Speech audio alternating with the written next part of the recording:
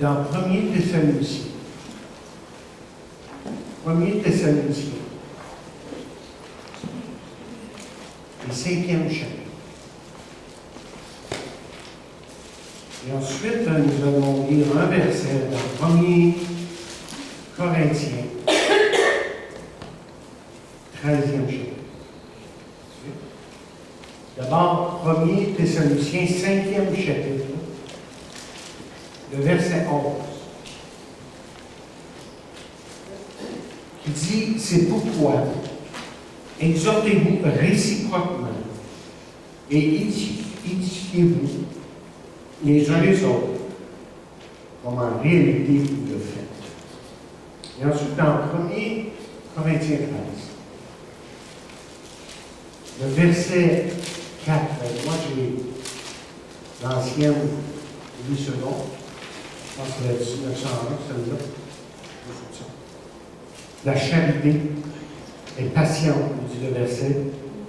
Elle est pleine de bonté. La charité n'est point envieuse. La charité ne se vante point. Elle ne s'enfle point d'orgueil. Elle ne fait rien de malhonnête.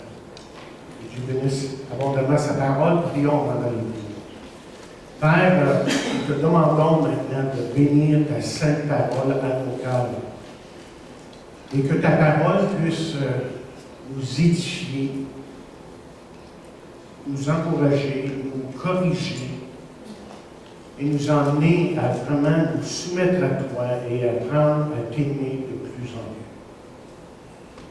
Nous avons vraiment besoin de toi parce que de nous-mêmes, nous ne pouvons rien faire. Et nous savons que tu es tout-puissant, agissant dans nos vies maintenant, dans cette assemblée. Donc, je prie que tu puisses disposer le cœur de tous et chacun et de nous emmener à comprendre ta parole ce matin. Nous prions ça dans le nom de Jésus. Amen. Amen. Donc, ce matin, nous revenons à notre série de messages sur le 1er Thessaloniciens. Et on se rappelle que Paul écrit ici à des jeunes chrétiens.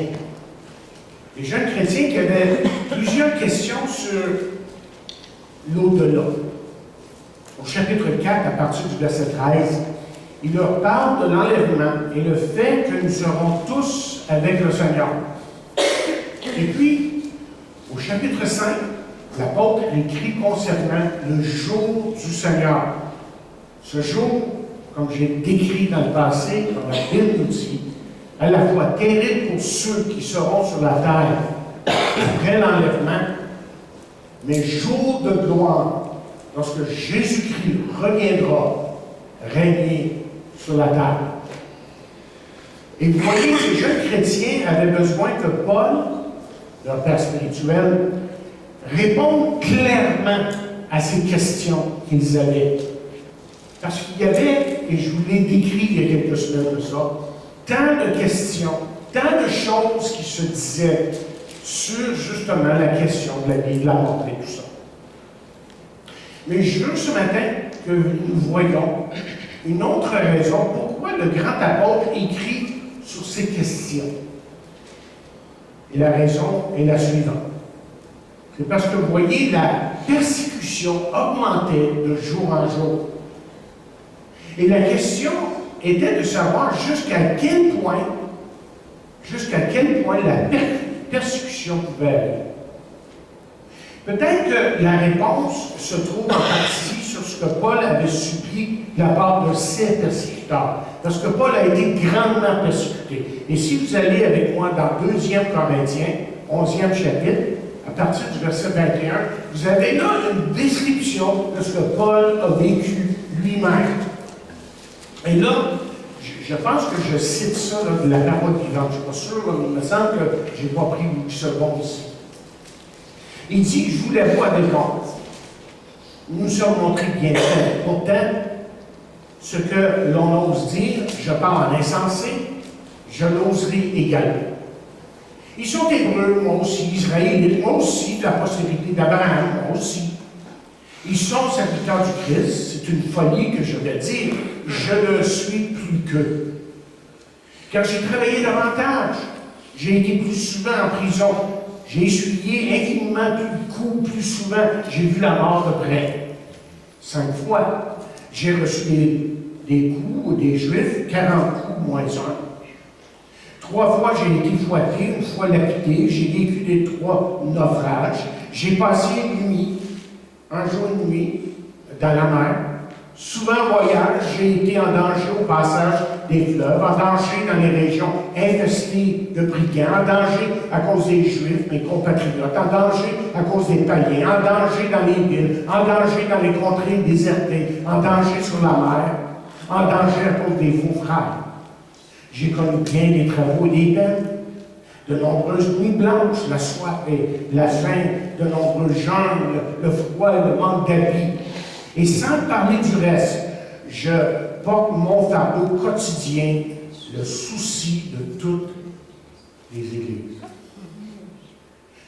Je ne veux pas disséquer le passage qu'on vient de lire, là, juste pour dire que, comme vous savez, c'est arrivé à plusieurs reprises, certains mettaient en question la véracité de l'apostolat de Paul. Mais Paul leur montre qu'en tant qu'apôtre, qu'il avait payé le prix et qu'il continuait, vous voyez, à subir les assauts de l'ennemi. Et si ce n'était pas déjà fait, certains des chrétiens, là, à Thessalonique, vous voyez, allaient certainement subir le même sort, quelque chose de la sorte, quelque chose de semblable. Et qu'est-ce que les jeunes chrétiens avaient besoin, ces jeunes chrétiens à Thessalonique, qu'est-ce qu'ils avaient vraiment besoin à ce moment précis lorsque Paul est en train de le pétrir? En un mot, l'encouragement. Ils avaient besoin d'être encouragés. Et j'aimerais vous parler ce matin justement de ce que j'ai dit tantôt, la science de l'encouragement. On peut dire que l'apôtre, mais en tout cas, était vraiment un exemple dans ce sens-là. Hein? Il les avait amplement encouragés. Par exemple, il l'avait fait en leur disant qu'il priait pour eux au chapitre 1, verset 2. Il priait pour eux. Au chapitre 2, verset 13, il dit qu'ils avaient reçu la parole de Dieu, qu'il annonçait comme serviteur de Dieu, comme la parole de Dieu. Quel encouragement! Au chapitre 3, verset 8, il les encourage à persévérer bien que leur fermeté spirituelle dans les voies du Seigneur était connue de tous. C'était vraiment des modèles pour d'autres chrétiens, mais il les encourage à aller encore plus loin. Et au chapitre 4, verset 3, il les encourage enfin à rester purs dans une société devenue tellement impure, et on parle moralement parlant, évidemment. Mais voilà que pour plusieurs de ces jeunes chrétiens ici, vous voyez, que ça ne faisait que commencer. Leur vie chrétienne ne faisait que commencer. Mais aussi la persécution. La persécution qu'ils allaient probablement subir à certains moments. Donc j'aimerais faire ce matin, ce que j'aimerais faire, c'est d'actualiser la parole de Dieu, de vraiment l'actualiser pour nous, là. Et permettez-moi une question pour commencer. Quand avez-vous dernièrement pris le temps d'encourager quelqu'un?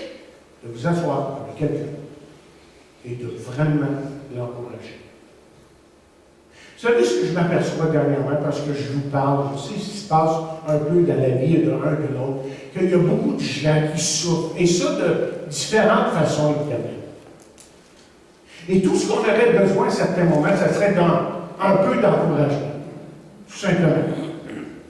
Et je pense que c'est ça que la parole de Dieu veut nous dire ce matin, qu'on a besoin d'apprendre à s'encourager les uns les autres. Vous savez, nous avons tous, à un moment donné, pris un cours quelconque pour améliorer notre connaissance dans certains domaines. Alors, certains ont pris des cours, à la musique. Hein? Certains ont pris des cours d'équitation. Ils ont pris des cours de golf, probablement, dans le golf. L'ordinateur, des cours d'ordinateur, des cours de cuisine, de dessin. Mais avez-vous déjà entendu parler d'un cours qui se donnait à l'université qui était intitulé « Comment aimer » ? Comment être bon? Ces cours-là sont généralement très rares, sinon inexistants. Donc, rares sont les gens qui ont pris des cours comme ça, de ce genre, évidemment. Et pourtant, quand vous regardez autour de vous ce qui se passe, nous vivons dans un monde dans lequel quelque chose de la sorte serait extrêmement utile et même nécessaire. Et notre texte nous a dit ce matin, dans la deuxième partie de notre lecture, dans votre traduction peut-être, il est dit « l'amour est plein de bonté » ou « la charité est pleine de bonté ». Et on nous dit qu'il y a deux mots dans le grec qui sont utilisés pour traduire le mot bonté. Bonté, excusez. Et l'un a le sens de faire un bon travail et l'autre a le sens de fournir ce qui est nécessaire. D'où vient, vous voyez, la pensée que quelqu'un qui est plein de bonté, quelqu'un qui est plein de bonté, c'est quelqu'un qui encourage son prochain. Être bon, c'est être encourageant. C'est ça que c'est. Okay? Et quelqu'un qui, la bonté, c'est de donner à quelqu'un ce dont il a besoin pour grandir. Laissez-moi aller un peu plus loin ce matin. Et permettez-moi la question suivante. Êtes-vous une personne encourageante? C'est-à-dire une personne qui sait encourager son prochain? Dernièrement, je me suis trouvé à dire à une couple de personnes ce qui suit. Je leur ai dit, pourquoi est-ce que tu t'abaisses comme ça? Pourquoi est-ce que tu t'abaisses comme ça? En parlant d'eux-mêmes, évidemment.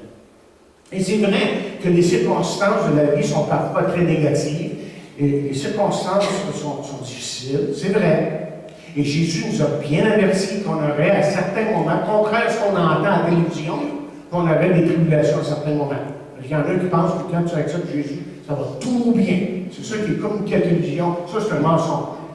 Parce que Jésus a dit ceci. Je vous ai dit ces choses afin que vous ayez la paix en moi. Vous aurez des tribulations dans le monde, mais prenez courage, j'ai vaincu le monde. Amen. Mais le problème, où est-ce qu'il se situe? C'est que le problème, c'est que ce négativisme qui s'empare de nous, qui peut justement arriver même à dominer nos vies à certains moments, bien, peut affecter d'autres personnes. On ne va pas attention. Ça peut toucher la vie des autres, notre entourage. Bien, on a juste à prendre nos enfants. Okay? Prenons nos enfants pour l'instant. OK, si un enfant est constamment critiqué, lui, ce qu'il va apprendre, c'est de le condamner. Okay? Si un enfant vit dans l'hostilité, il apprend à se battre. Si un enfant vit toujours dans la crainte, il va apprendre, lui, à soupçonner continuellement.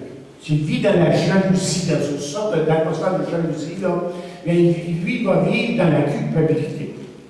S'il vit avec la pitié, pitié, il dit, oh pauvre, bien, qu'est-ce qu'il va faire? Il va toujours s'apitoyer sur lui-même, simplement. Mais, tourne la médaille, tourne la page. OK? Si un enfant est encouragé, et lui, il va apprendre à avoir confiance en lui-même. Hein? S'il vit dans une atmosphère de tolérance, on est patient, mais il va être patient. Si un enfant est loué, il va apprendre à apprécier les autres. S'il est approuvé, il va s'aimer. S'il est reconnu dans ses efforts, il va apprendre à se fixer des buts dans la vie. S'il reçoit ce qui est juste, il va apprendre à être juste. S'il vit avec l'honnêteté autour de lui, avec des parents qui sont honnêtes, il va apprendre à dire la vérité. S'il vit dans une atmosphère sincère, lui, ce qu'il va apprendre de ça, c'est qu'il doit apprendre à être vrai. Et s'il vit dans la bonté, où les gens sont bons, il va apprendre à aimer son prochain. Mais revenons à notre définition. Ce matin, le mot bonté, là, encore une fois, je le redéfinis pour vous. La bonté, c'est de donner à quelqu'un ce dont il a besoin pour grandir. Ce qui fait que, là, on est arrivé au point où j'aimerais vous suggérer quatre choses que les gens ont besoin pour grandir. Choses qui peuvent être offertes, mais choses qui peuvent être offertes surtout par ceux qui les aiment. Et ça commence dans le contexte d'un foyer, évidemment, mais aussi dans l'Église locale. Donc, la question est celle-ci. Comment puis-je être une personne qui encourage son prochain? La science de l'encouragement. Premièrement, motivez-les positivement. Je m'explique. C'est-à-dire, montrez-leur que leur vie compte. Montrez-leur que leur vie a une grande valeur. Martin Luther King, vous connaissez quand même, avait un rêve. Et vous vous rappelez ce qu'il disait? I have a dream. I have a dream. Et ce rêve, pour lui, évidemment, était de voir ceux de la race noire recevoir les mêmes bénéfices que ceux de la race blanche. Pour lui, vous voyez, la vie de chaque homme comptait pour quelque chose, et il y avait 100% raison. Et si vous regardez Jésus, vous voyez que Jésus a continuellement lui démontré à ses enfants, à ses disciples en particulier, que leur vie était significative, comptait pour quelque chose. Par exemple, il leur dit, en partant le sang, il connaissait, lui, sans qu'eux le connaissent tellement, il va leur dire, suivez-moi, je vous ferai pécheur d'or, en partant. Oui. OK. Vous voyez, par son exemple ici, Jésus n'a pas hésité de placer ses disciples devant des défis afin qu'ils réalisent que leur vie était significative. Et s'il y a une chose que je veux nous communiquer sur la terre, c'est de vous transmettre ceci, c'est que votre vie compte pour quelque chose, que votre vie est significative, chacun de vous. Dieu passe par à côté de personne ici ce matin. Votre vie est précieuse, elle est importante. Et donc, Pierre va nous exhorter dans ce sens. Il va dire, quand il parle aux enfants de Dieu, il dit comme des bons dispensadeurs de diverses grâces de Dieu, que chacun de vous mette au service des autres le don qu'il a reçu. Votre vie compte pour quelque chose.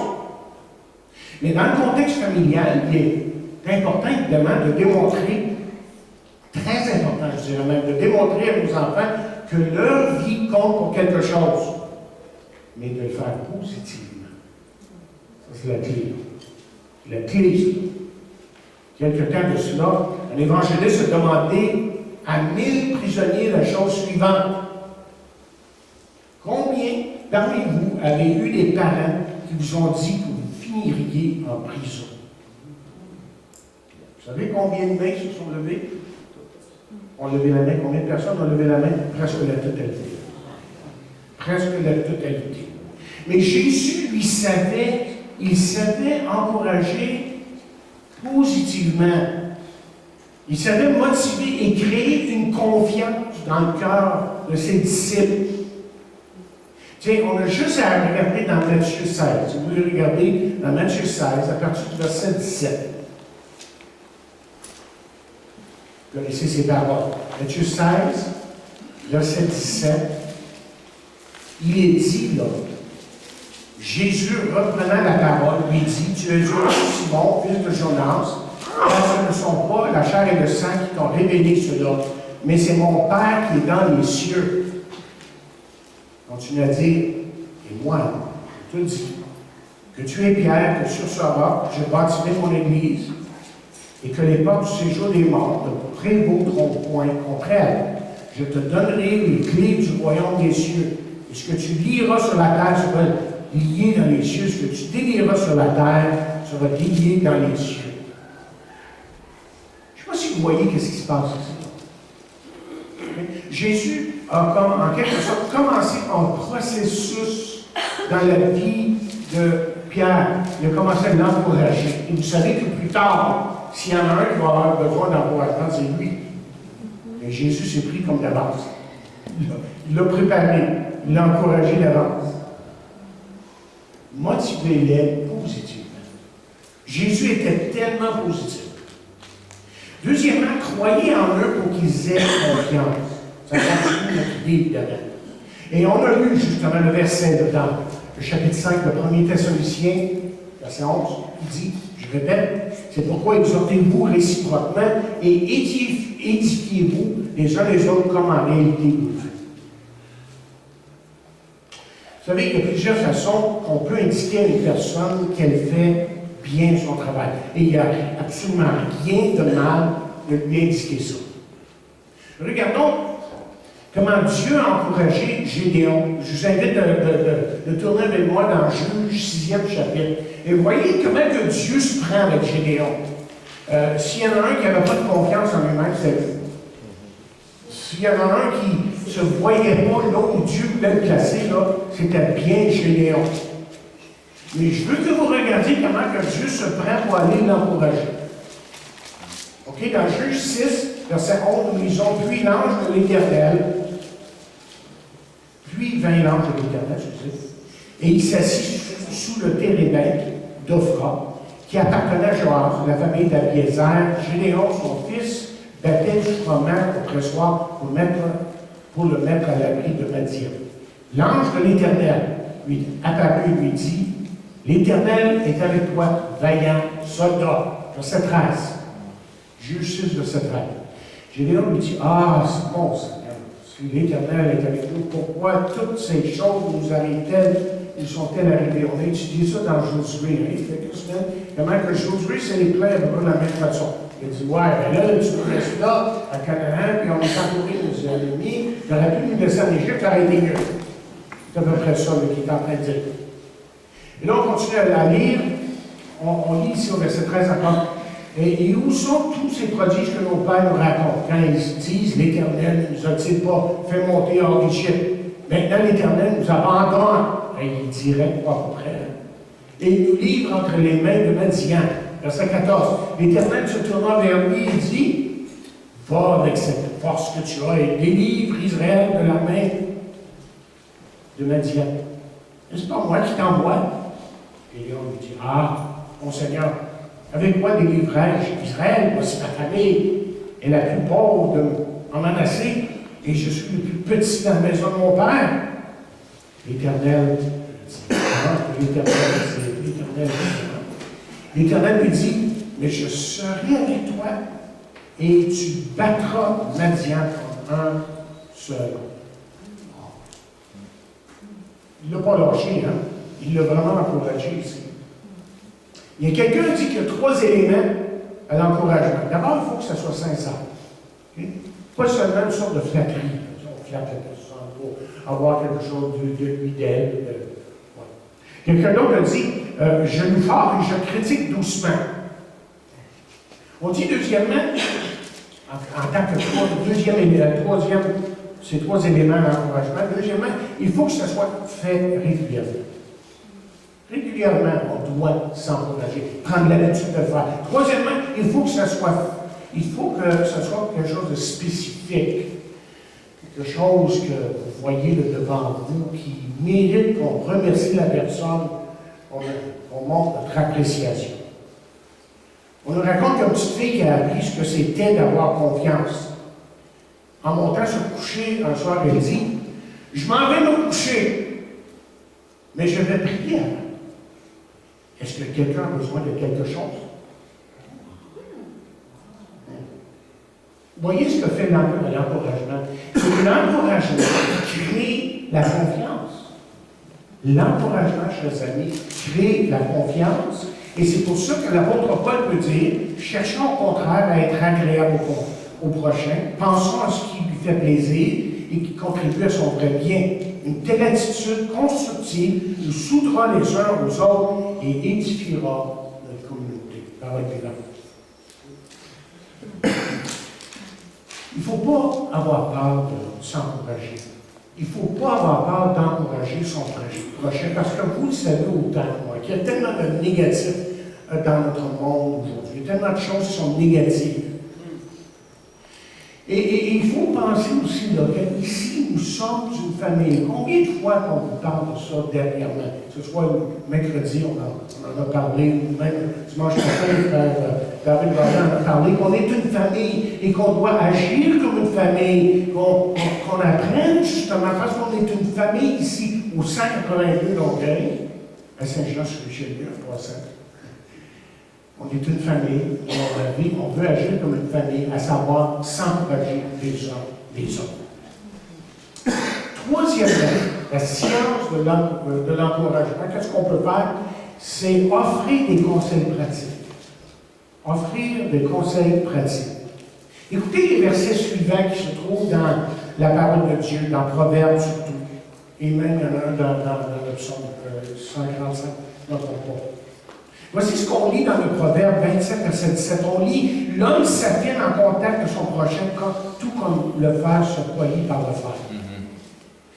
Chapitre 24 tourne en Proverbe, verset 26, on lit « Celui qui répond franchement donne une preuve de son amitié. » Et ensuite, dans le psaume 141, verset 5, voici ce qu'on lit, et j'ai pris ça de la Bible du Sommant, tous les versets sont pris de là. Il dit « Si le juste me reprend, qu'il me prouve son amour, qu'il me fasse des reproches, c'est un parfum sur ma tête que je ne refuse pas, dit-il. » Mais on sait, vous et moi, on sait très bien qu'une critique qui est mal faite peut détruire une personne. Une critique qui est mal faite peut détruire une personne.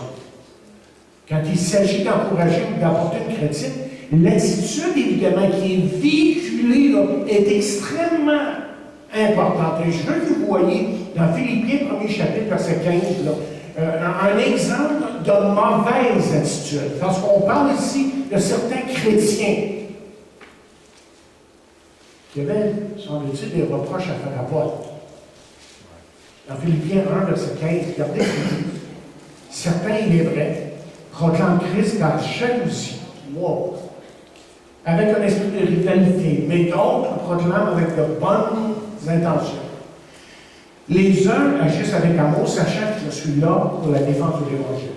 Et les autres, animés d'un esprit de rivalité, annoncent Christ avec des intentions qui ne sont pas pures et avec la pensée d'augmenter les souffrances de ma détention ou d'autres traductions disent. Une critique, chers amis, si une critique est donnée juste pour faire une remontrance, et si c'est fait surtout avec arrogance, ou si c'est juste pour emmener cette personne-là, l'autre personne à qui vous avez affaire, à qui vous parlez, à votre opinion, à accepter votre opinion, sachez que cette critique-là peut détruire plutôt que construire.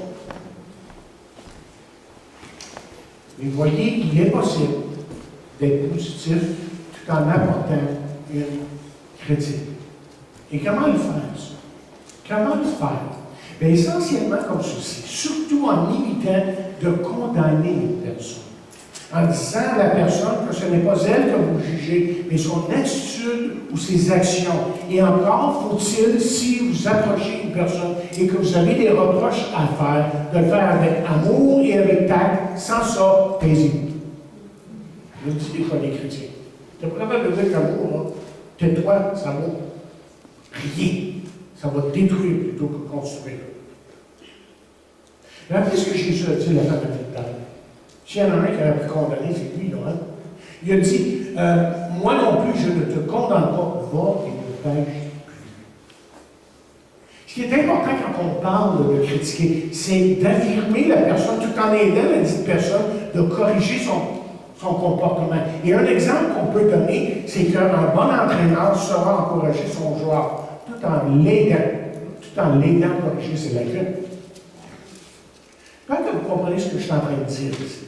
Et ça revient à ce que David a dit là.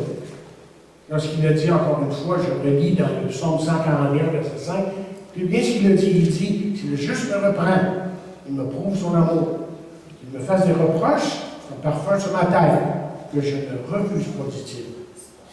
Quatrièmement, comment est-ce qu'on peut encourager une personne? Mais c'est en donnant crédit aux gens publiquement. Je vous dis quoi ça? OK. Mais je réitère ce que j'ai dit tantôt. C'est tellement important qu'on sache s'encourager les uns les autres. Et c'est une chose là, qu'il faut faire d'une façon tout à fait délibérée. Il faut faire exprès. Il faut prendre le temps de le faire. Parce que malheureusement, très souvent, on n'y pense pas. Il est bon de remarquer quand une personne faire quelque chose de bien et de lui montrer de l'appréciation. Peut-être que c'est dans ce sens-là que Romains 12, verset 10 nous dit ceci. Comme les membres d'une même famille, aimez-vous, frères, d'une affection vraie et profonde. Estimez-vous mutuellement. Placez toujours l'autre au-dessus de vous-même, de vous plutôt, et honorez-le comme vous étant supérieur. Soyez les premiers à témoigner des égards. Quelle attitude! Il est dit que Dieu fait de grandes choses à travers ceux qui ne cherchent pas à recevoir le crédit. Et foncièrement, c'est ce que nous devrions être. Rappelez ce que Jean-Baptiste a dit, il faut qu'il croisse et que moi, je diminue. Mais très souvent dans la vie, là, on cherche tout le crédit et à fuir le blanc. Écoutez, une personne confiante, ou pleine de confiance, qui, ce que je pourrais dire ici, qui se sait aimé de Dieu, bien trouve d'abord son identité en Christ. Et lui, il ne cherche pas à toujours recevoir tout le crédit. Et c'est cela de démontrer de l'amour envers son prochain. Je veux que vous me suiviez, c'est important. Ce que j'essaie de dire, c'est la chose suivante. Écoutez bien. Vous ne serez jamais capable d'encourager quelqu'un si vous avez toujours besoin de recevoir le crédit de quelque chose. Ou si vous ne faites que parler de vous et de vos affaires. Et il y a beaucoup trop de chrétiens comme ça. Écoutez ce que la parole de Dieu nous dit dans Hébreux 10, verset 24. Et là, je vais prendre une traduction qu'on lit rarement. The Living Bible, je ne vous recommande pas nécessairement la traduction, le livre en français, mais on nous dit comme suit, j'ai bien aimé la façon que c'était dit, parce que ça nous fait comprendre à quoi nous devons viser en tant que chrétiens, en tant qu'Église locale, en tant que famille. Il dit en réponse à tout ce qu'il a fait pour nous, rivalisons de bienveillance, soyons toujours sérieux et faisons le bien. Ce qui m'a beaucoup frappé, c'est les paroles « rivalisons de bienveillance ». Je suis en train de dire ici de compétitionner. Compétitionner à faire du bien aux autres. Donc, imaginez si ça existait dans notre entourage. Imaginez si ça existait, cette attitude-là, dans nos familles et dans nos églises. Et là, je viendrais vous voir, je vous regarderai dans les yeux. Là, aujourd'hui, je veux te bénir. Qu'est-ce que je peux faire? OK, imaginez une église qui vit comme ça. Mais essentiellement, c'est ça d'être rempli de bonté. C'est d'être une personne qui encourage son prochain. Et voici une dernière question. En quoi pouvons-nous encourager notre prochain? OK, on va être plus spécifique. En quoi pouvons-nous encourager notre prochain? Et j'aimerais vous donner 10 choses. 10 choses dans lesquelles vous pouvez encourager une personne. On est appelé, je reviens sur le point, on est appelé à s'encourager. On est appelé à s'encourager, mais on est appelé même à encourager notre prochain. Ça veut dire même les gens du dehors. On doit être reconnu pour ça. Pour des gens qui encouragent notre prochain. Alors, commencez. Numéro 1. J'aurais pu vous demander, mais je vais vous donner une liste. Okay? Encouragez-les à croire en Jésus. On peut encourager une personne à croire en Jésus, à faire confiance à celui qui est mort sur la croix pour lui, qui est ressuscité et qui vit maintenant. Mais aidez-leur à reconnaître qu'ils sont des pécheurs devant Dieu, qu'ils ont brisé la loi de Dieu. Et je sais que ça, c'est pas populaire à la télévision, parce qu'on va vous dire comment il y a du bon. Ça, c'est un mensonge.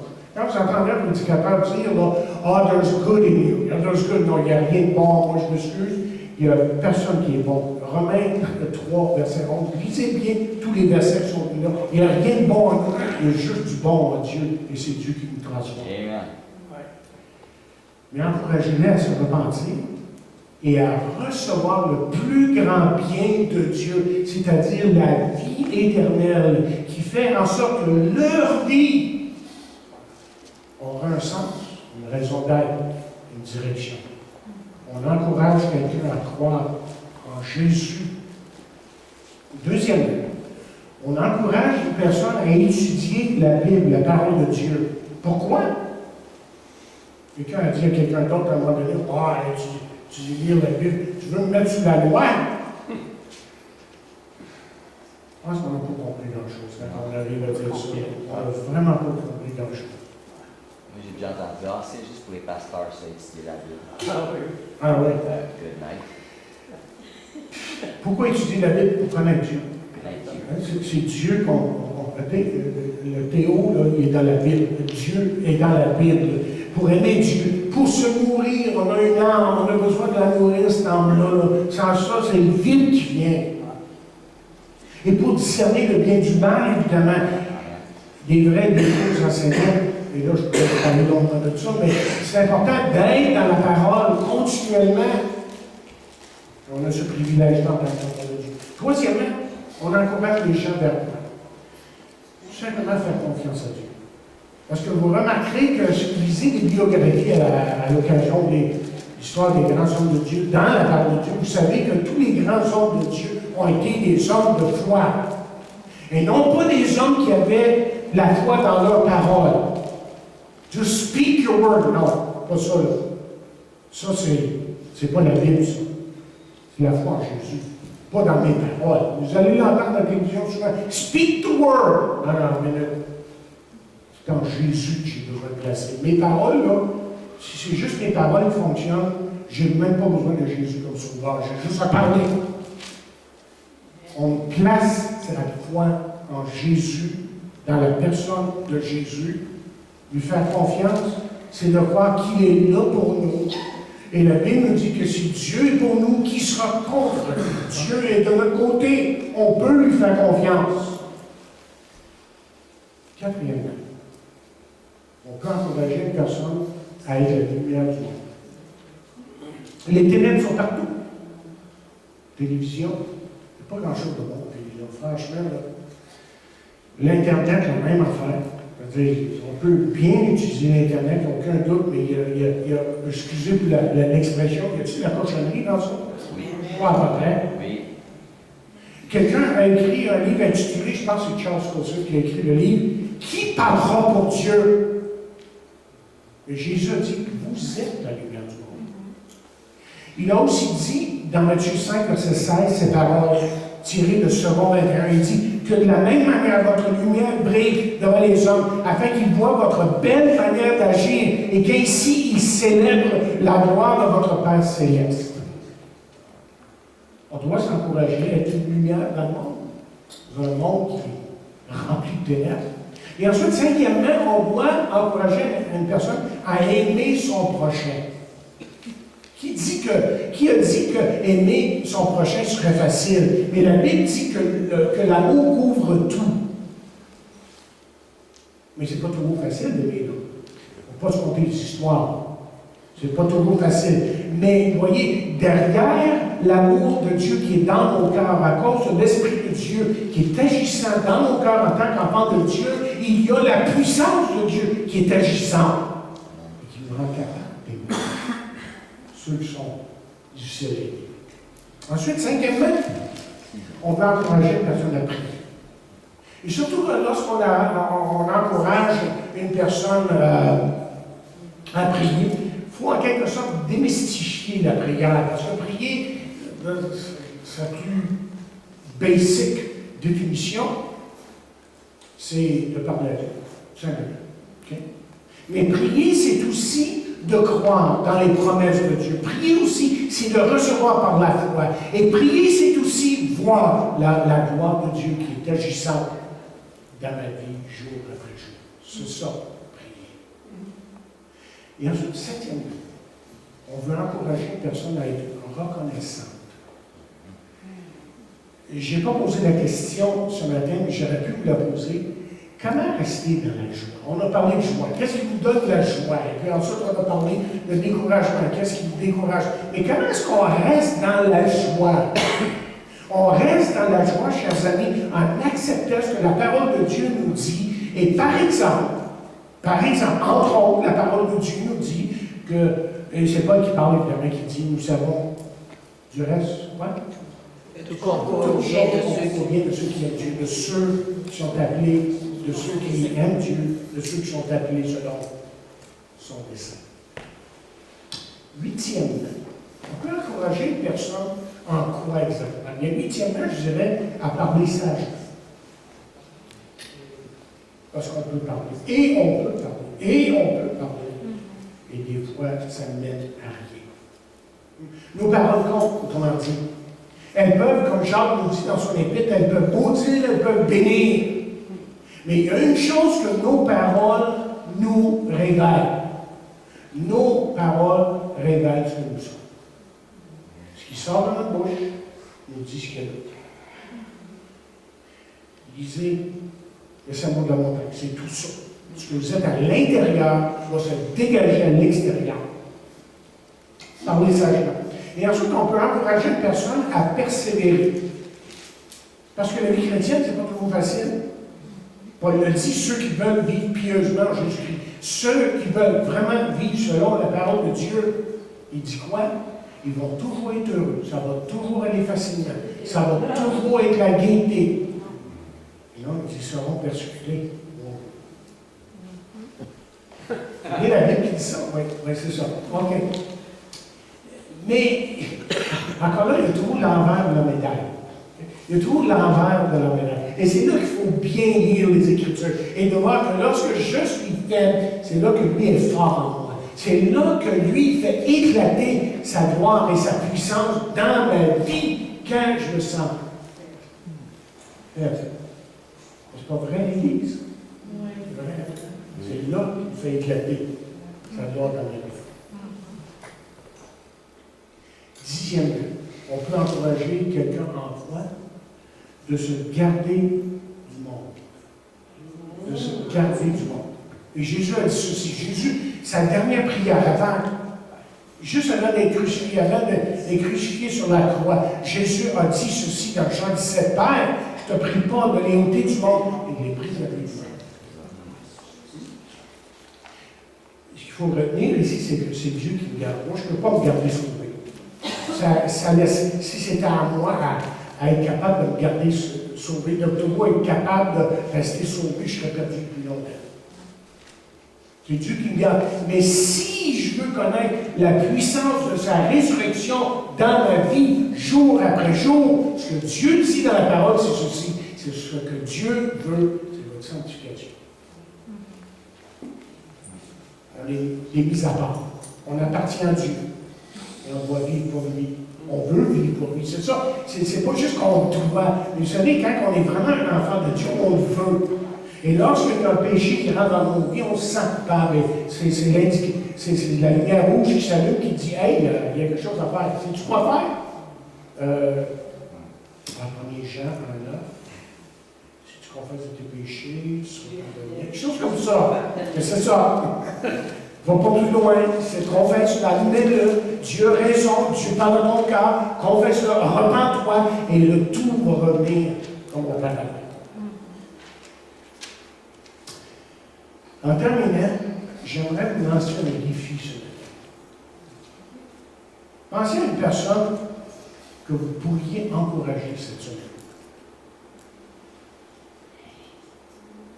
Vous l'avez dans votre tête? Oui. Vous l'avez dans votre tête? Bien. C'est vrai que vous connaissez ses défauts. Oh, que vous connaissez ses défauts. Mais pensez plutôt à l'un de ses points forts et voyez si vous ne pourriez pas l'encourager. Parce que la science de l'encouragement, c'est ça. Commencez avec un point fort, si possible. Peut-être qu'il n'y en a pas. C'est assez rare. On peut trouver quelque chose de possible dans la plupart des gens. OK? Commencez avec un point fort, si possible, pour arriver, je devrais dire plutôt, à corriger les lacunes. Vous savez que ça, c'était la façon de l'apôtre Paul. Il pouvait dire, hey, c'est bien ce que vous faites là, mais le petit mais arrivait et il était important. Hein? Là, j'ai juste une petite chose à vous dire. Il les emmenait à comprendre. Ils avaient besoin, par exemple, plus d'amour. Ils avaient besoin plus de patience, plus de toutes sortes de choses comme ça. Alors, permettez-moi cette question. Quelle sorte de personne êtes-vous? Êtes-vous une personne qui détruit ou qui encourage? Proverbe 11, verset 17 dit, l'homme bon fait du bien à son âme. Une personne, autrement dit, qui est pleine de bonté, c'est-à-dire qui encourage son prochain, c'est une personne qui est toujours heureuse. Moi, je n'ai jamais connu une personne qui était là à encourager les autres qui étaient malheureuses. Normalement, c'est des gens heureux aussi. Des gens dans la joie. Des gens qui ont vraiment, là, en tant qu'enfants de Dieu surtout, qui ont trouvé leur contentement dans la présence de Jésus dans leur vie. Donc, le défi est devant nous ce matin. Soyons des hommes et des femmes qui sont reconnus pour leurs encouragements. Parce que vous voyez, en fin de compte, les gens ne se rappelleront pas autant ce que vous étiez. Si vous étiez un pompier, un chauffeur d'autobus, ou un thérapeute, et tout, et le reste. En fin de compte, ce que les gens vont se rappeler, ils vont se rappeler si vous avez été une personne qui savait encourager son prochain, qui était plein de bonté. Et parfois, chers amis, ça prend si peu. Ça prend si peu. Et je termine avec cette petite histoire. On raconte Tolstoï, T-O-L-S-T-O-Y. Okay? Un grand écrivain russe passait dans la rue un jour. Et ça s'est adonné. Il passait devant un mendiant qui l'interpella évidemment pour l'argent. Et Tolstoï a commencé à fouiller dans ses poches et a découvert qu'il n'y avait pas un sou.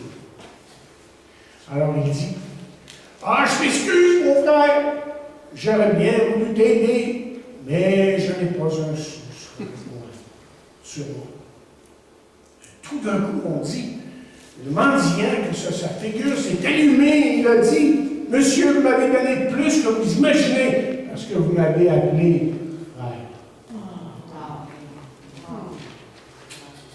Dieu nous aide. Ça ne prend pas grand-chose. Un petit mot, un petit geste. On s'encourage les uns les autres et on prie les uns pour les autres. Parce que nous sommes des enfants de Dieu, vous et moi. Et on est appelés à ça. Jour après